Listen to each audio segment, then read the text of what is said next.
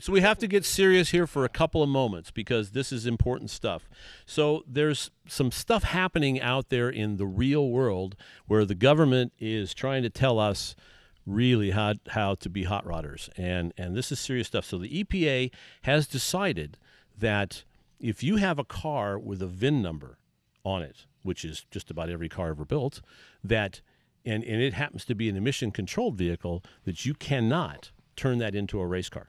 Okay, so that's a VIN number, and it's got emissions control. And emission controls. So, in other words, you can't take a vehicle with emission controls. Like an 82 Camaro. 82 Camaro and turn it into a race car that you've then somehow violated. Well, you have. You've eliminated the emission controls, right? Which is fine as long as you're going to only run it in off-road. They don't recognize the distinction between on-road and off-road. They see it as the same. Hey, welcome to Car Guy Confessions, brought to you by ARP. I'm Jeff Smith. This is my car buddy Cam Benty and car builder Steve Strope, and we're going to tell you some stories. So one of the things I like to do is always assemble an engine with ARP bolts, and it's not just because they're sponsors, but because it really does work. And the stuff is fantastic. I never have to worry about it. Steve, you building cars too? Yeah, actually, it's part of my baseline design plan when I'm building a car that's going to be shown or featured in a magazine. It's part of the plan, right? To have that little bit of diamonds all over the engine bay or in the suspension. Yeah, the stuff is beautiful. I remember a long time ago, I built the first time I ever touched it, 69 Z28. All of the water jacket holes had stripped out, and I learned about ARP studs. So check them out at arp-bolts.com or check out their catalog. You'll find everything you're looking for. As you can tell, this is not just Miss Garage, because I did not sell my soul to the devil to get to this place, although I would love to. So we are in an undisclosed location. There are black helicopters flying over right now to make sure that we remain incognito. And we can't tell you where we are, but it's a really cool place. Yeah. So Car Guy Confessions with Jeff Smith, yes. Cam Benty, Steve Strope. We're just not confessing where we are. We're gonna this is auto-fabricate, awesome. right? Yeah, we're gonna fabricate. And lie. I lie a lot. Lie as best we can. So you want to get started? You want to talk about what's going on? Absolutely. You want to start? You want me to start? Okay. Yeah, you start. One of the reasons we're an hour later. Yes. One of the reasons we're here is because my shop has exploded in the last couple of weeks. I have two friends who are building projects in my shop. Were they injured? Nearly simultaneously, and it has exploded. There are 13 engines on the floor in my shop right now, 4 transmissions, multiple torque converters. It's chaos. The cat's like, get me out of here. Yeah. And it's like, it's just insane. So we thought we'd move to a different location that's a little bit more serene. Because there's a lot of stuff going on. I got a text from my buddy Scott who's trying to build his wagon in my shop, and he goes, the drive shaft doesn't fit. Yeah. After he spent $350 to have it made, custom made. So, yikes. So there's a lot of tension going on, a lot of stuff happening. So what kind of engines are you working on? Well, we have the 67 Chevelle that I'm building with my friend Eric in San Diego, which we pulled the small block out and put. We're going to put a 5.7 LS motor in it and a 4L60. And so that engine, that small block, which was an old 383 project we did for Chevy High, and it was sitting on the shop floor, and then my buddy Scott brought his 64 wagon in, and he was going to put his big block in the wagon. So the small block is sitting there. It's a 500 horsepower small block, and he's going, what is this? I go, well, that's that 383 motor, we pulled it out of the Chevelle. And he goes, well, that would make my car run 11s, wouldn't it? And I went, yeah. You want to buy it?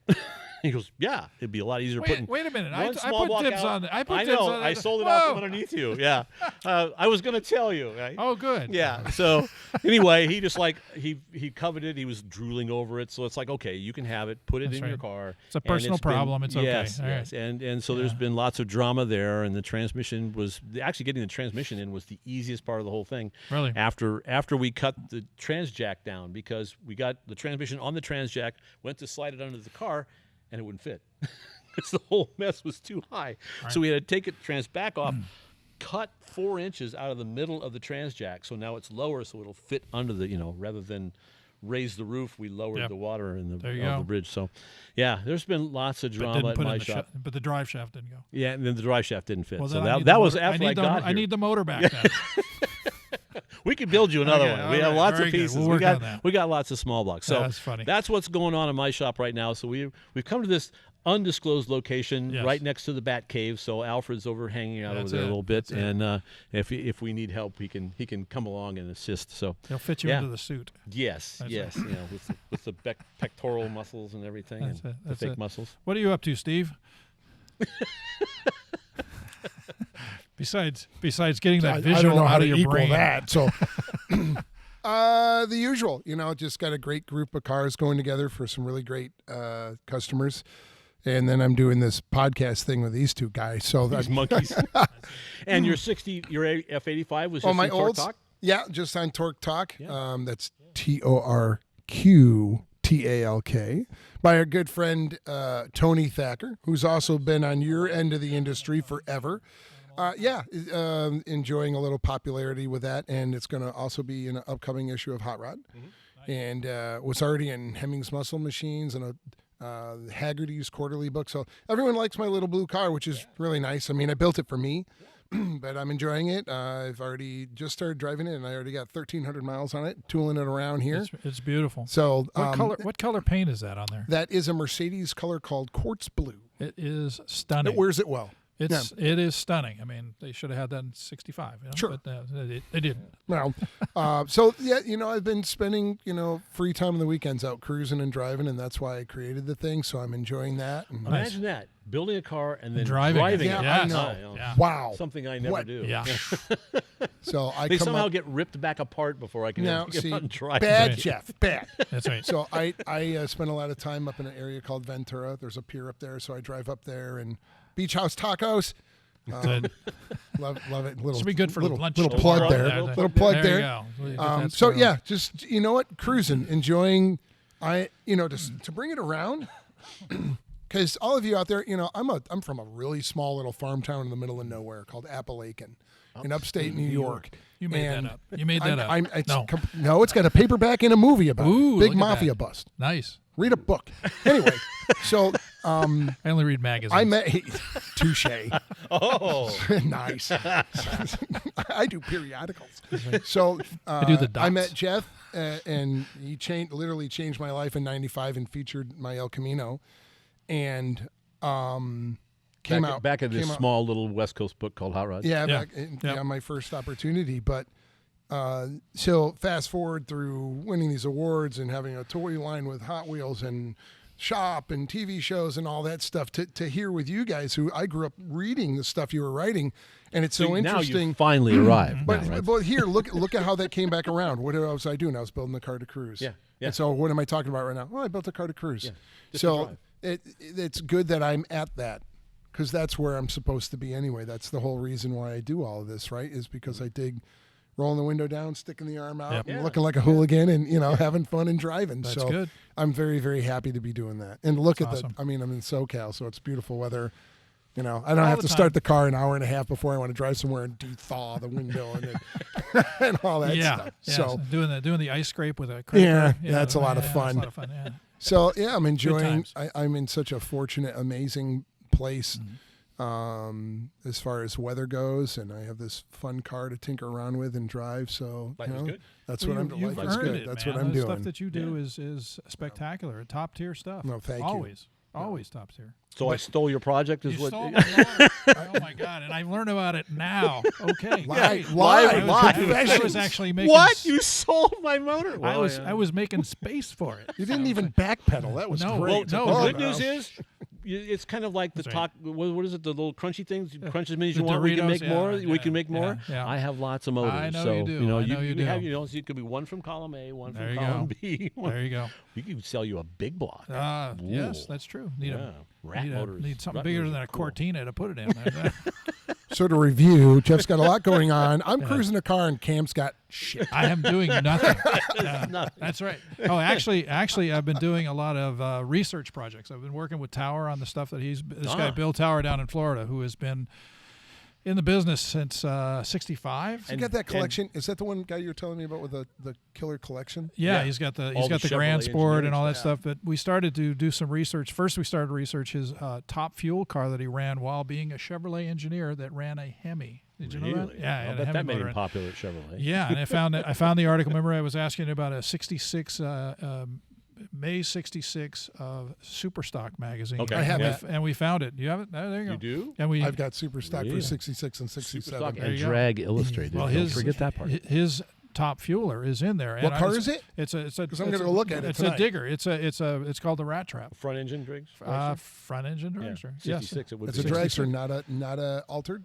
No, this is a top fuel car. He used to run against Garlitz, and Garlitz hates his guts. So it's kind of one of those deals. So he likes to. And he's from Florida, so they have kind of that Florida thing there. So, but I've been doing some work with him. He's got a bunch of Can-Am motors sitting in his garage. Wow. You know Whoa. that? Some real original Can-Am motors. He racing sent Jim Hall back one of his Chaparral motors from his shop in his own in the original crate, which blew his brains out. But So he saves everything. he saves everything. He's got that. I told you about that first 283 that he had gotten from Smokey that turned out to be the very first 283. Wow, really? I mean, just the stuff he's got is crazy, and the stuff he's forgotten. So we're doing a bunch of research on his top fuel car, and I'm also working with that guy Brad out in Palm Springs, who has that crazy collection of Mopar stuff. Need to take you guys you out told me there. about that too. That is a crazy place. I mean, and what's wild is because he is a chef. I won't go into his last name because that'll relay all this other stuff. But Brad, chef, probably enough. But anyway, so the situation is that he's got all these things, and I have never seen a more organized shop in my entire life, because he uses something called in the food deal they talk about organization as something called mise en place, which means everything in its place, because when they start cooking, they can't run to the store. They can't run to the store and go, hey, you know what, I need some Worcestershire sauce or some ketchup or whatever the deal is. So he's got everything, and I've never seen a more organized shop of really super rare motors. He has right now I think close to 14 completed Hemi motors that you remember Jim Schubert? Yeah. Jim Schubert built all his motors. Really? Yeah, and they're all like, perfectly done the way they were. So even a 65, which is super hard to find. Wow. So yeah, so I've been doing a bunch of research with him, and That sounds like a fun place to visit. so physically I have I'm completely flaccid, So Check, please. I wanted to use that word. I want to use that word Put here. somewhere in here. That's right. No, I don't know either of them. So there you go. Yeah, no muscle tone. Where am there I? we go. All right, so there you go. So anyway, You want to move on? yes, You wanna I move think on? we should move Yes, on quickly. So we have to Quickly, get please. serious here for Yeah. a couple of moments, because this is important stuff. So there's some stuff happening out there in the real world where the government is trying to tell us really how to be hot rodders, and this is serious stuff. So the EPA has decided that if you have a car with a VIN number on it, which is just about every car ever built, that and it happens to be an emission controlled vehicle, that you cannot turn that into a race car. Okay, so That's a what they're VIN number, and it's got emissions control. and emission controls. So in other words, you can't take a vehicle with emission controls, like an with a 82 Camaro. 82 Camaro, and turn it into a race car that you've then somehow violated. Well, you've eliminated the emission controls, right? Which is fine as long as you're going to only run it in off-road. They don't recognize the distinction between on-road and off-road. They see it as the same.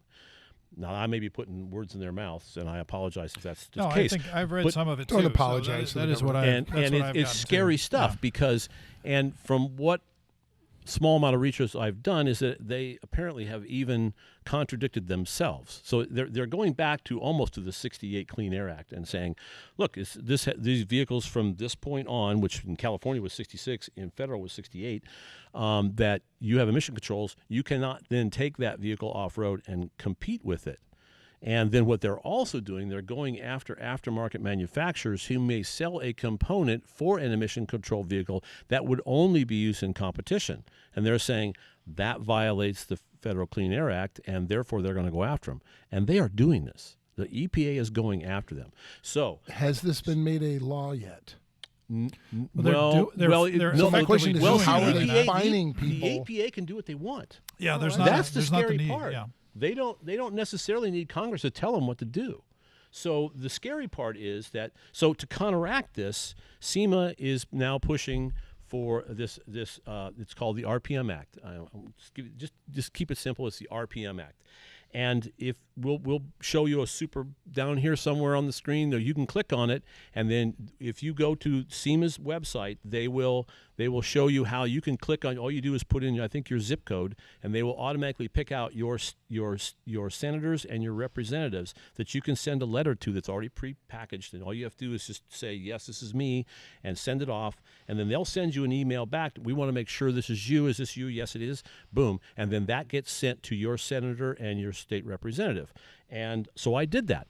And I think I would encourage all of you to do this, because this is important stuff. Because if we don't fight back, hot rodders are all independent kind of guys, right? We don't necessarily always join clubs or organizations. We're all independent. We do our own thing. But this is important, because if we don't protect our industry, they will come and take it away from us. It's called common enemy. Yes, they will take it away from us. So all you have to do is say, look, this is not right. This is not correct. And we're here to tell you that we don't feel this is correct. And senators and representatives, they represent us. So all you have to do is tell them how you're feeling, and then they will respond, right? So I did this. I want to read this to you. This came to me. A letter from Pen Pal? Yes. So before you read this, okay. This is responding to something that was sent to them. I sent. So what was basically sent? I know what they're responding to. I clicked on the RPM Act. And what does that basically say to him? It's saying we don't agree with this. That we don't agree with the EPA's evaluation of what you're doing. We don't agree with this, and we want you to know that we're telling our state senator and our representatives this is not right, and you should support the bipartisan package bill that they're doing that represents our position, the hot rodders' position. Right. Okay. I have a quick question too, just as we're going through this deal.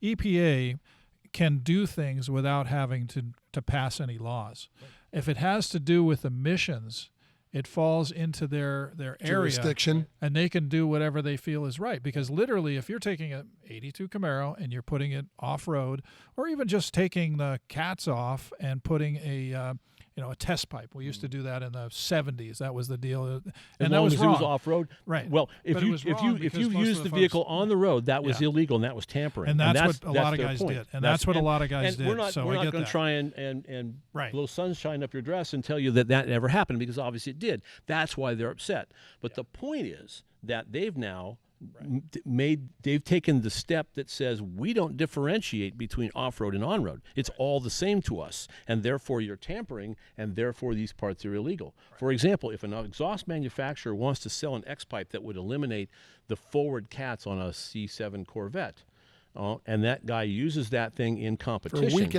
for weekend road racing, then he's not doing anything wrong. In the spirit of the law, he's not doing anything wrong. But the EPA says, no, he is. He's tampering. And therefore, that's illegal. And then that manufacturer can be fined, which, again, is wrong. So we'd like to thank our sponsor, Automotive Touch-Up. I've actually used this stuff on many occasions. We built a little 64 El Camino. We actually painted the interior, the dash on it, on a steel dash. It worked out really well. It's a two-part deal, and it works very well both as touch-up or as small parts that you want to paint yourself. And I can attest to, if you follow directions and do it right, I had my first 3 magazine feature cars, one of which was a top 10 car and a cover car. Tons of parts were done with rattle can because I didn't have the money or the connections to have it fancy painted with a real paint gun. So I've used rattle can paint to build full feature cars. So get to work.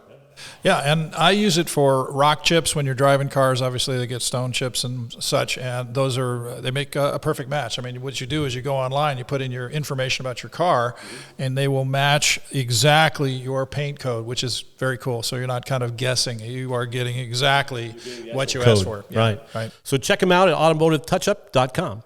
All right, we'd like to thank our advertiser, Alden American. They've been around for 40 years doing coilover shock conversions for muscle cars, and they do a pretty good job, Steve. They do an awesome job, and interesting enough, first time I came to California, I met Frank Aldana, who's the guy who created the Alden shock and a kind of a staple in the drag racing community. So I know they've been doing amazing stuff for a very long time. Yeah, it's really good stuff. They make shock absorbers, coilovers, and suspension kits for thousands of applications. You pick out your specific year and model, and they probably have a system for it.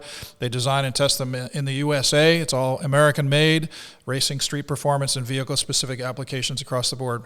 And also they hang their hat on the fact that they're bolt and go. There aren't a lot of modifications that have to happen. You buy them, you put them on, you go down the road. So check them out at All in American and see what they've got. The website? Yeah.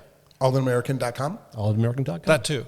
And you can use promo code CARGUY10 to get 10% off your order at allinamerican.com. Filled out the information from the RPM Act that I got from SEMA, sent it off to because they tell me, here are your state representatives, here's your state senator, or your federal senator, and I sent it off, and I got a nice note back from my representative. It said, thank you very much. I tend to agree with this in political speak, right? He didn't commit, but he didn't say no. Right. I did not get the same thing from my state senator. So what you're going to read is the answer response, back from the senator. The response. Diane Feinstein from the state of California. Diane. She's built a lot of cars. Yeah, she's new here. Probably loves new? So she's a new one. Right? Am I being sarcastic? Dear Lane, which by the way is my first name. My first name Hi, is Diane. Actually, Hope you're tuning in. That's right. Be nice. It's lane, lane as in lane departure. Okay. Wow. So, dear Lane, thank you for writing to share your concerns regarding the regulation of emissions from competition vehicles. I appreciate hearing from you, and I welcome the opportunity to respond. I understand you support the exemptions of vehicles used in competition motorsports from the Clean Air Act regulations. As you may know, the Environmental Protection Agency, the EPA, proposed a rule in 2015 related to tampering with or defeating emissions control systems on motor vehicles for the purposes of competition. While the EPA received many comments on the draft proposal expressing concerns similar to those you raised in your letter, the agency continues to maintain that modifying competition vehicles is unlawful. Do you get the tone here? Wow. I have made careful note of your thoughts, and I will keep them in mind should legislation clarifying the Clean Air Act implementation be considered by the Senate. Once again, thank you for writing, blah, blah, blah, blah, blah. So it's obvious she doesn't think much of the RPM Act. No. So we're probably not going to get much help from Diane Feinstein. But that's okay. She's just one senator. If all you, that's right. If all you guys get on board and contact, if even if just all you have to remember is go up on SEMA, it's there. You contact the RPM, or just click on the RPM Act. It will take you directly to the site. All you got to do is give them your email address and your actual address, I think, and that's all they need. You'll get an email back saying, this is who I am, I acknowledge this, and send it off to them, and you can make a difference. And all the work's done. Really, all the work's done. You don't have to do anything else. All the work's done for you. And if everybody, and this is America, this is how this works. If everybody gets behind this program and supports it, your senator and your representatives will get the message, and they will understand what's going on. I don't think we needed to go much more than that. I don't want to put I want to throw on this. This is supposed to be a fun gig. I think what I said earlier, it's a common enemy, and that means everybody listening, if you're into imports, if you're into off-road truck racing, if you're into, it doesn't matter. Any vehicle with a VIN. It doesn't matter what you're Emission into. controlled vehicle with a VIN. We're all in the same boat on this. I have two quick things about that. First of all, didn't in 1966 cars come with air injector reactors? Is that not an emission system? And if you take it off to go racing, are you not breaking the rules? Well, according to the Don't EPA, tell anybody. Don't tell anybody. But anyway, the bottom line is California 66. The rest of the country didn't follow it in 68. Okay, but still, weren't in those California there were cars here? So those cars are emissions related, emissions affected vehicles. So there's that end of it. That'd put everything I do in jeopardy. I know. That's why. Yeah. I didn't want to tell anybody. I can't modify a Chevelle and put an LS3 in it, even though it basically spits out baby rabbits out of the tailpipes. Only again emission control vehicles. So if it's an early Chevelle, then they're not concerned about that because that's not an emission. Chevelle. Technically, right. I'm running a brand. You know what? Yeah, I know we're friendly, but if by chance any person that is a rule maker or a lawmaker, and you happen to tune into this. I know this is just going to fall on deaf ears, but if I put a brand new LS3 motor in a 72 Chevelle in place of a big is running so much cleaner than Yep. the original motor ever was. Yep. It's not even Right. up for discussion, Right. and you're going to have a problem with that. Yeah. And I know the answer is, well, what you're talking about, yes, but the guy at home and Yeah. those tens of thousands of those horrible, dirty hot rodders, Yeah. you know what? That stuff don't is get socket. driven It's very far. Good grief. Yes. That's right. It's this is serious How stuff. many This is is there serious of us stuff. are there Well, compared to the billions of cars I driving think around to work yeah, every day if, anyway? if we got What's everybody our together, footprint? it's just like 3? it's organization. It's all I- about and oftentimes it could start with something as simple as this. I mean, we're You not bet. at the forefront. We're not waving No. the flags. We're not Yeah, we charging are. the machine guns. Sure. Yeah. But the point is, if everybody acts, if Yeah. everybody gets involved, then Use your it's going democracy. to happen. It's I going have, to happen. I have a short anecdote, and I think I mentioned this to you before. But in 1982, when I was at Popular Hot Rodding, you were at CarCraft, and That's so cool. the California ARB, which was brand new, came out with these Air Resources Board. Excuse me, Air Resources Board came out with what looked like these cigarette pack disclaimers that said, this can, not intended for, a lot of the stuff that you're talking about here, this, if it affects emissions, this is bad, the whole bit. But it was literally that same kind of rectangle with the detailed information in it. And they wanted it on every article that had anything to do with potentially touching a vehicle's emissions or even really doing engine stuff. Yeah. So I went with Jim McFarland, and we went to the California Air Resources Board to go meet with these folks, because this seemed pretty egregious. It was like, how stupid is this? So anyway, we go to the meeting, standing in the guy's office, go through a bunch of discussions, and he is as stiff as a board. He's as stiff as this, and it was just I could see it was an awful meeting. But I even had the stupidity to say, hey, it's 11:30. Why don't we all go to lunch, and I'll buy lunch. I was like, whoa, no, that's we're gonna you're going to put us in jail for bribery. You're trying to bribe us with a burrito, Right, So anyway, so the bottom line was that was dead.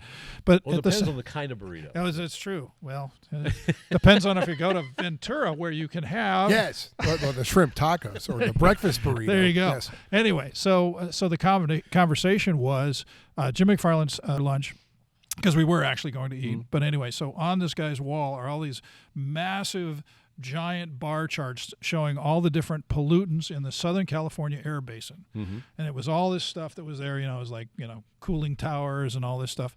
And I was looking at it, and this other guy was at his desk, and I said, so where do we fit into these bars? Where are we within these bar charts? Here's, automotive pollution, the whole bit. So are we here? And the guy goes, no, you're not there. Not even on the wall. That's what I said. I said, so where are we in this, this whole scheme of things? Because we're spending a fair amount of time dealing with this deal. And he goes, you don't have a bar.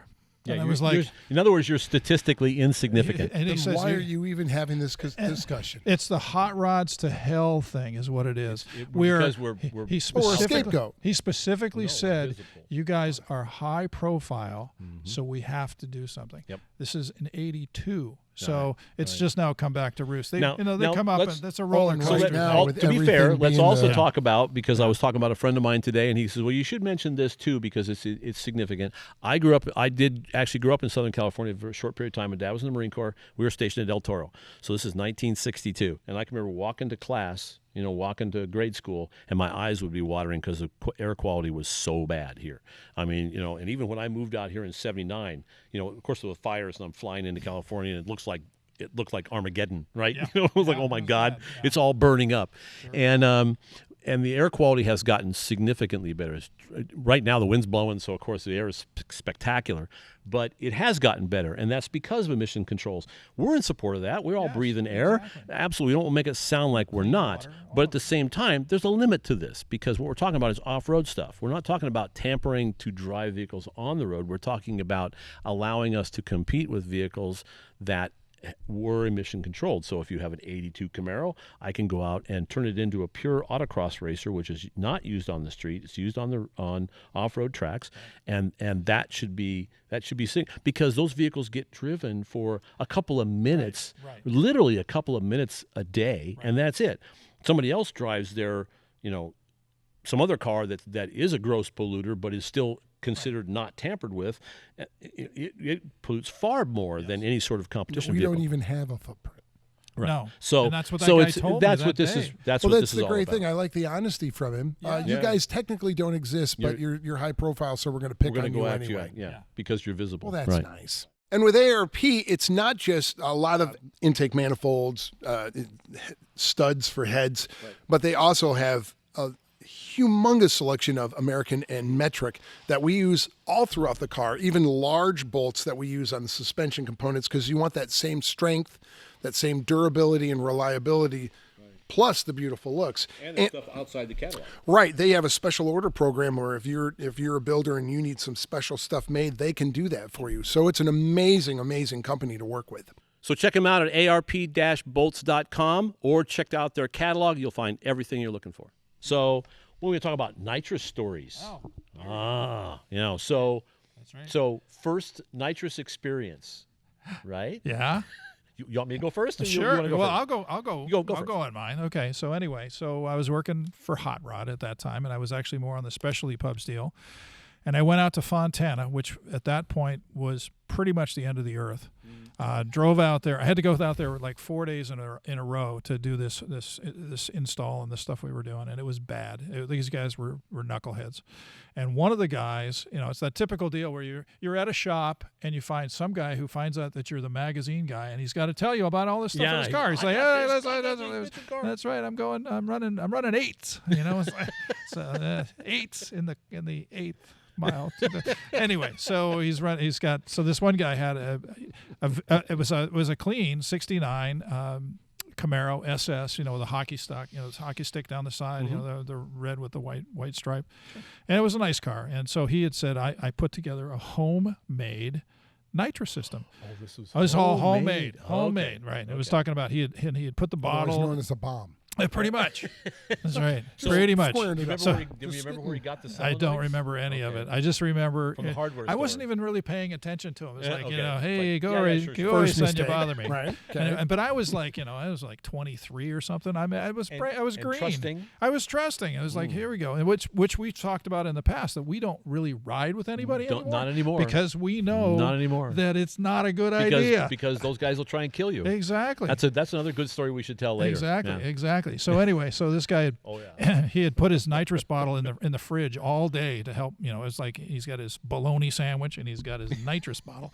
So anyway, so he's got it all squared away, and two times we go out and he tries to make it work and it doesn't do anything. It's it's a big block, which was pretty cool. Yeah. Big block automatic. And so he's, stomping on it and nothing's happening. And then finally at the end of the day, we go one more time and he stomps on it and nothing happens. And he goes, oh, look. And he literally takes his hands off the wheel and you're going reaches like down. 50 miles an hour? Yeah, we're going like 50 miles an hour. And he goes down and he puts two wires together. All of a sudden he MacGyvers this thing together. So he's like sticking the wires together. It's like, whoa! It's like, and that was my first experience. And it was with his hands off the wheel. super dicey. The only thing that was good about it was we were on a road in Fontana where nobody lives. Right. And there's nothing So there. What are you going to hit? Yeah. You might hit a phone pole, which would be bad. But Or a steel plant. Not going to run into California Speedway. So there you go. That was way before that. Yeah. But anyway, so that was it was actually quite memorable. It was kind of cool, but it was at the same time kind of really stupid. Yeah. So. My very first nitrous, I guess, experience was with the owners of NOS, Mike Thermos and Dale Vasney. Yeah. And so Mike goes, well, have you ever ridden a nitrous car? No. It's like, well, do you want to? It's like, yeah. So Dale's got this little Cougar. So we and I think it was a convertible. So we jump in his Cougar and we're just driving down somewhere in Huntington Beach where their shop was. And Dale goes, you ready? And I was like, yeah. I mean, what's it going to be? It's going to go, wow, okay, right? And he jumps on it and then it triggers at one point and sets me back in the seat. The car just takes off. It's like, wow. Because it was probably a 50% power increase. Wow. It was probably maybe a 250 horsepower engine, that 5-liter, Mustang engine in a Cougar, right. And then 4-barrel, and then 150 shots. It was more than 50%, and it was like, yeah. And the big thing is the torque gain, because down low, that's 150 horsepower at the peak, but you're flowing through a fixed orifice, so the torque gain is like another 50% on top of that. So it's like probably 200 foot-pounds of torque like that. And that'll get your attention. Yeah. So Dale was nuts. He used to put nitrous kit on one of those Hayabusa motorcycles. which is like, which is nuts. So and you, live you to know, tell about you it. know what Dale's doing now? No. The compressed air supercharging. Oh, that's So cool. I did a story. Oh, yeah. Their Yeah, engineer and Dale have been working on this thing for 4 or 5 years. Have you heard about this? So it's a giant scuba tank. Yeah. It's a giant scuba tank that you put in the trunk of the car. Attractive. Yes. And kind of heavy. Comes with a snorkel. But it's got enough to make a pass down the drag strip. Mm-hmm. So and there's a series of solenoids and stuff. Feed up the front, and you have a flapper valve that closes off the induction system, and then this thing takes over and feeds the entire engine. And it's just a matter of how much power do you want to make. And so we add, maybe like 800 horsepower to this thing, and it's amazing. Wow. And I did a story with Hot Rod on this and it's really interesting stuff, and you almost can't hurt the engine. So on one of the tests we did, forgot to boost reference the fuel pressure. So when the power came up, the pressure came on, left roughly 10 psi, and the fuel pressure dropped, so the thing went dead lean. So the engine ran for like a second and a half or 2 seconds at like 16-to-1 air fuel ratio. And I was like, Steve immediately, without West Tech, Yeah. Steve immediately closes the throttle and thinks, well, we may have hurt something. And Dale's there, and Carl Stagemeyer is the engineer. Carl goes, no, we've done this before. I don't think it'll hurt anything. So we need to pull some plugs out anyway. Pulled the plugs out, and they looked like they just gone down to the local grocery store. It was like they looked perfect. It was like, this is amazing. He goes, well, the inlet temperature from the bottle at the engine is minus 60 degrees. So the density is amazing. So compressed air supercharging is a neat deal. You can look it up online. You can find them. You'll be tested on this later. Yes. It'll be a small. It's Whiz. pretty interesting stuff. That's It just hasn't caught on because it's kind of new technology, but that's Yeah, what it's that's pretty what they're cool. working It's on very now. Because cool. And Dale, you have to put Dale a is diving bottle in your trunk. So well, yeah, there's there's a bit of complexity involved with a bunch of solenoids and valves and stuff and things like that. But it's pretty interesting. So we talked about that and then I went down to the dive shop to shoot a picture of like the big compressors they use to put those things at like 1,500 psi, and so the guy happened to be a Mopar guy that owned the dive shop. Wow. And so he starts talking about saying, well, you don't have to necessarily just use regular air. We can pump the O2 level up. And Carl said, no, don't do that. Because it'll be Crazy. It'll be crazy. Yeah, But anyway, really bad. it's kind of fun stuff. So that's how they have Yeah. evolved and what's gone on. And That's pretty cool. And Mike has sold it to Holly, NOS to Yeah. Holly, and now has And his own. changed the name Yeah, for the drink, Yes. which nobody knows. Really? The original intention. Really? They always call it NOS. Yeah. Right. Everybody goes, it's NOS. NOS? It's NOS. NOS. No. Yeah. Okay. well, that happened because of the Fast and Furious movie. Of course. Right. Everyone That took started off. calling it NOS. NOS. I'm like, oh, you own some NOS? It's called nitrous oxide systems, you moron. I got NOS. Yeah, apparently you do. So anyway, My first thing with nitrous was much more simple. Really? But very shocking and a bit scary. We put it on a lawnmower because I'm a hick. a riding lawnmower. John Deere. Yeah, riding Okay. lawnmower. Yeah. Yeah, it's pretty simple. It went did it? really, yeah. It went really good It went for a little while. yeah, it did. Did you drive over the crankshaft? No, it made a lot of noise afterwards, but went pretty. It was brisk. Yes. Yeah. As Brisk. opposed to flaccid. That's right. That's right. Like the Limpton tea. Like God. the tea. And today's episode, Yes. it's brisk opposed to flaccid.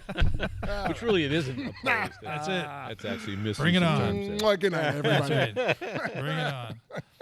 Too much So fun. yeah, there's not much to say except, well, this sounds like fun and drill, and it tap. was. Yes. And it was. Yeah, it moved. Then did you build your own, or did you actually use No, we like just a borrowed off. like a People had a 10,000 bottle. RPM yeah, package I had or one something of like those that? little or- sneaky Pete's. Yeah, right. Those are cool. I know they Those were, are especially cool. in a lawnmower. For those of you That's who right. don't know about that, it's a little bottle, not much bigger than this little rascal here, and It's they call them thinner. sneaky. It's thinner than this, Yeah. a little bit taller, 'Cause no one with hides a them. solenoid. No one hides and then them. you No put one. that in your fire suit, and then just run Yes.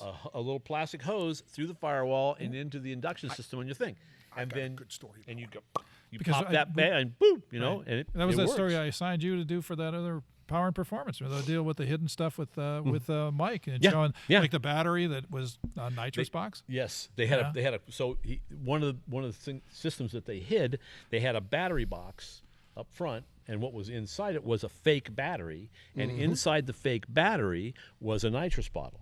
And then Mike actually showed this at MPMC a couple of years ago, Right. and he had a RC car controller, and he had it hooked up to that. So he goes, "You ready?" And I go, "Yeah." And he pulls this trigger on this thing, and the bottle shoots nitrous out of a line. So the crew chief could be standing off to the side. And I thought, I think as a driver, I would rather have control of this than the crew chief. But this way, there was no way to say, well, the driver didn't do it.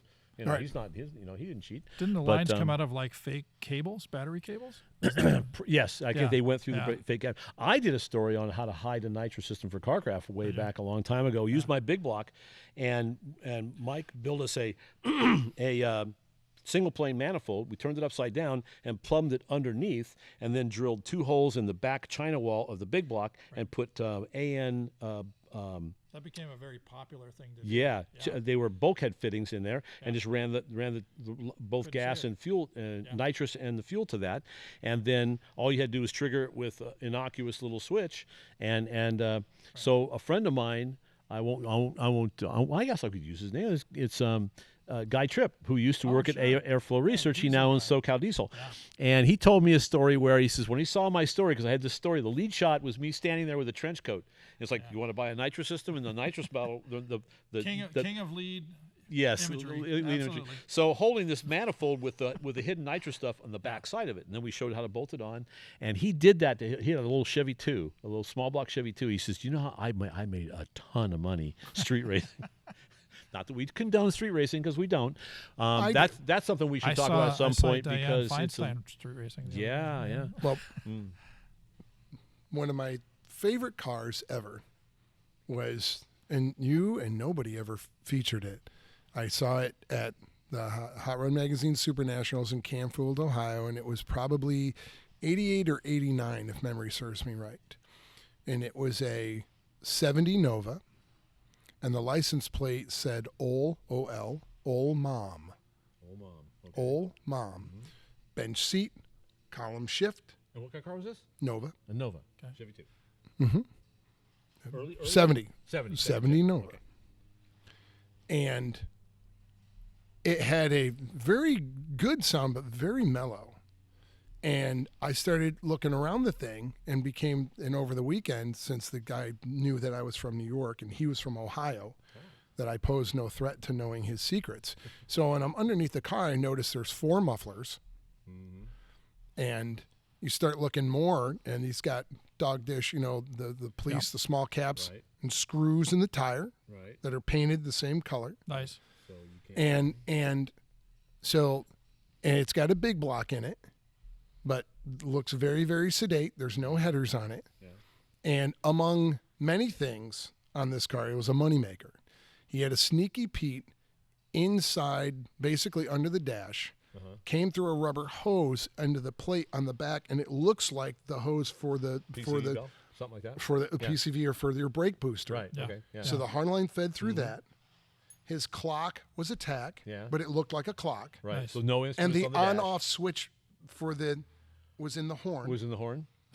Right. Yeah. And so he'd hidden everything. Yeah. Oh, awesome. beyond hidden. Yeah. And he had more sneaky stuff than that. But the best part is the license plate. When you flip it upside down, it says "Wow 70." I'm like, you are a hero. Perfect. This is the coolest thing I've ever seen in my life. So nitrous and anagrams. And anagrams. That's right. I mean, Sullivan had a good one. Remember on the orange one? Remember Cheese Whiz? The 55 had that was part of the deal. The goal was to build a car that could win Pro Street Award at the Coin. Right. And then drive it cross country, and then drive it and run 10s. Have we told that story? How we got to the But drag? it is amazing that car also has a column shift. And I had to drive it. Yes. So I had, because shift is the Scott coolest says, Pro I don't, Street car you're ever. going to have to drive this thing. So we had a button, just a momentary button. So in a column shift, so I had to, launch the car, shift it. So I thought, I'm not going to put the nitrous on until second gear. So I have to and if you hit it too hard, it'll go right up into neutral and buzz the motor. So I Yeah. can't do that. So it's like pop it and hold the button down at the same time. Well, then shift into third gear, you have to shift it again. Well, I'm concentrating on shifting it. I let go of the button. So it's going down the track like this, right? So we make 2 passes. We're out at LACR. And Bernie's letting us run. I guess we can tell that story now. That the car did not have a roll bar in it, and it had seat belts, but that was it. No roll bar, and we're trying to run 10s at 122 miles an hour. Kind of 10.2? It ran like the equivalent of 1080s. 1080. Yeah, and so the last pass, because the bottle. This is the neat part about it. He had hidden it. It was not in the trunk. There's a wall inside the trunk on a 55. And there's this much space between the outer fender and the inner fender of the trunk. And he put the bottle right side up inside the bottle. So it would take like half a day to change the bottle. So look, we only got one more pass. Can't screw this up. So I made this pass. We ended up running the equivalent of 1080s. Corrected for altitude because that track's at 3,000 feet. Right. And so to get there, we wanted to run DOT legal tires, but we couldn't get them. So we put slicks on it, and it wouldn't fit on a trailer because it was so low. Right. All the trailers that we wanted to try and use, it was like the car was this far away from the fenders of the trailer. Right. So finally Scott said, "Well, why don't we just put it on a dolly?" It's like, well, that's okay, except that the slicks are on the ground, right? So if that doesn't work, let's just drive it. So we drive it off the track. We do all this stuff. We went and have lunch.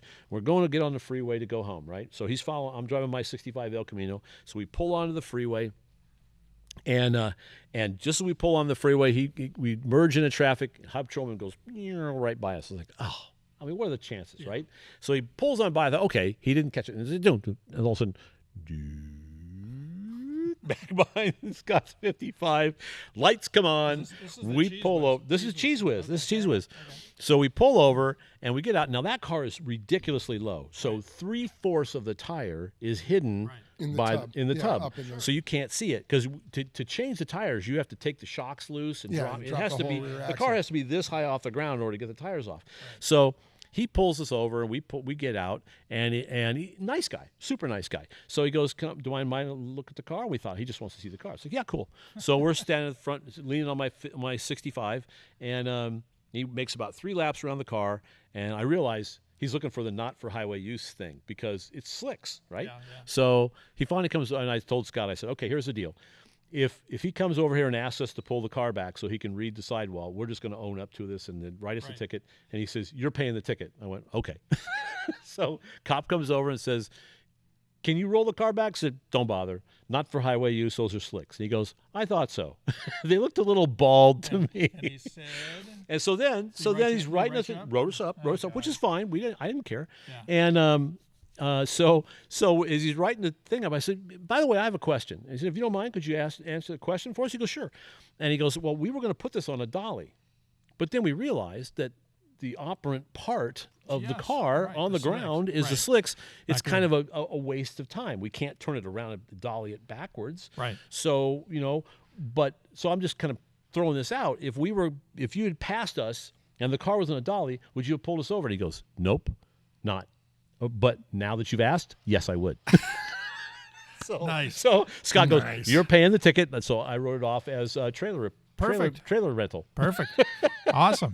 Did he notice the license plate on the Cheese Whiz? Yeah, Ohio. No, did you notice that he always ran a front plate for one reason? You're talking about interpreting his license plate was 3MTA3. I'm trying to work it backwards. Eat me. I was like, I'm going E. Which I thought was pretty funny, but so. I like the sticker. Because we got pulled over on the cross country. The warning: anything over 2 inches tall will be decapitated. That's right. Perfect. It's still there. That's good.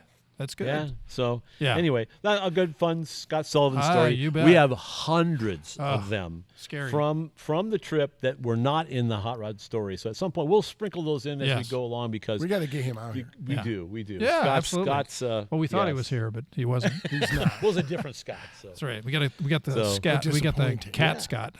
That's right. So I think have we covered it? Have we done? I think so. Yeah, I think it's pretty good. We had too much fun tonight. Are you exhausted? Yeah. I'm exhausted. I am. Yeah, it's good. Well, ready for more. Yes. Absolutely. Yes. Absolutely. Steve's just getting wound up. Wow. That's it. Well, very So we'll wrap this thing up. Thanks for watching this thing, and subscribe. Do whatever you need to do to help us out here, and we'll see you next time.